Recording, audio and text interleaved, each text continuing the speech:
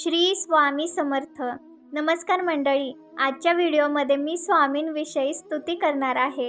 Video शेवटपर्यंत नक्की ऐका. बघा, सद्गुणांची कास धरली की मन आनंदाने स्वतःशीच गिरकी घेते.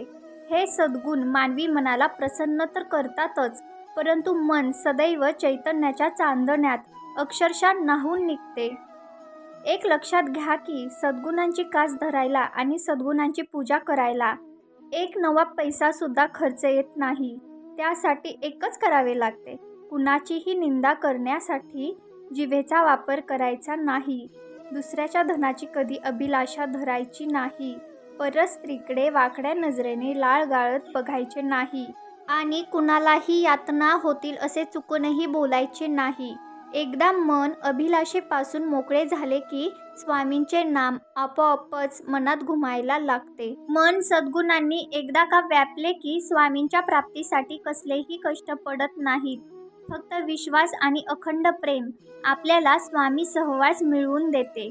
काम करताना एका जागी स्वस्थ बसलेले असताना झोपेत सुद्धा मनाला जर सवय लागली की फक्त स्वामींच्या नामाचा जप करायचा तर आयुष्यभर केवळ आनंदच पाझरत राहील. एक लक्षात घ्या, आपणच आपल्या साधकावस्थेचे शिल्पकार असतो. एकदा का सर्व प्रकारच्या आशा ज्या मनात ठाण करून मांडून बसलेल्या असतात त्यांचे विसर्जन केले की निराशेचा खेळ आपोआप संपतो. एकदा का आशा निराशेचा खेळ संपुष्टात आला की मग मन स्वामी विचाराने भरून जाते. ही अवस्था आपली आपणच प्राप्त करायची असते. ही मानसिक अवस्था आपल्याला स्वामींच्या निकट नेते. तेव्हाच आनंदाचा खरा अर्थ कळतो. माझ्या देहाचे काहीही हो, माझे मन स्वामींचरणांशी लीन झालेले आहे. ही भावना माणसाला स्वामींचे दर्शन निश्चितपणे घडवते.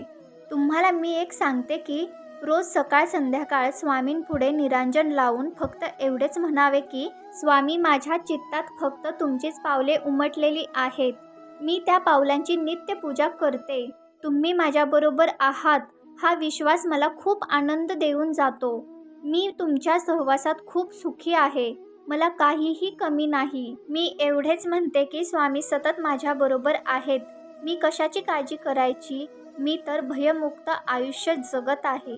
स्वामी भक्तांनो, तुम्हाला एक सत्य सांगते की प्राणाहून प्रिय अशा हव्याशा वाटणाऱ्या गोष्टींची आपल्याला ओढ लागली की काहीही सुचेनासे होते. त्या प्राणप्रिय गोष्टींवाचून काहीही नकोसे वाटू लागते. जीव त्या गोष्टींभोवतीच मग घुटमळत राहतो. तुम्हाला दृष्टांताच्या भाषेत हे सारे जरा नीटपणे सांगते. आईला सुख प्राप्त करून देणाऱ्या सर्वच गोष्टींचे जरी आमिष दाखवलेत तरी तिला फक्त तिचे प्राणप्रिय लेकरूच हवे असते. तीच गोष्ट त्या लेकराची सुद्धा असते. आई व्यतिरिक्त त्याला ह्या विश्वातले दुसरे काहीही नको असते. त्याप्रमाणे स्वामी समर्थांची एकदा का ओढ लागली की स्वामींव्यतिरिक्त खरे तर काहीच नकोसे वाटते. फक्त स्वामींचाच सहवास हवासा वाटतो. असे कितीतरी स्वामींचे भक्त मी प्रत्यक्ष अनुभवले आहेत की ते अष्टप्रहर स्वामींचे गाणे गात राहतात, स्वामींविषयी बोलत राहतात. सतत मठात जाऊन स्वामींच्या पादुकांवर आपला भक्तिमाता ठेवतात.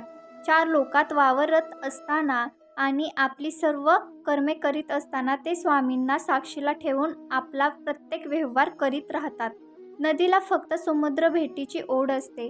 त्यासाठी दऱ्याखोऱ्यातून उड्या मारत, प्रचंड पर्वतांना वळसे घालत, वाटेत आलेली घनदाट जंगले तुडवीत ती आंधळ्या वेगाने जशी धावत सुटते आणि समुद्राच्या उरात वेगाने शिरते, तसे हे स्वामींचे परमभक्त करीत असलेल्या प्रपंचातल्या सर्व प्रकारच्या असह्य अडचणींना तोंड देत आणि दुःखांना सामोरे जात पर्वतप्राय प्रापंचिक अडचणींना वळसे घालत स्वामींच्या सहवासासाठी अक्षरशः सुसाट धावत सुटतात.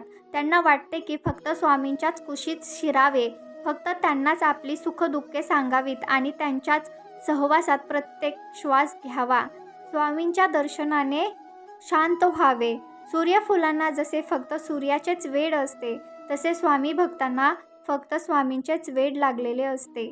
एका स्वामी जपाव्यतिरिक्त त्यांना काहीही सुचत नाही.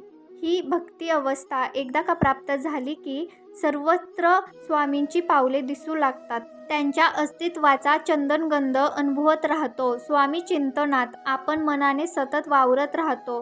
ह्यासारखे दुसरे सुखच नाही. तुम्हाला हा व्हिडिओ नक्की आवडला असेल. असे छान छान व्हिडिओज ऐकण्यासाठी चॅनलला नक्की सबस्क्राईब करा. धन्यवाद.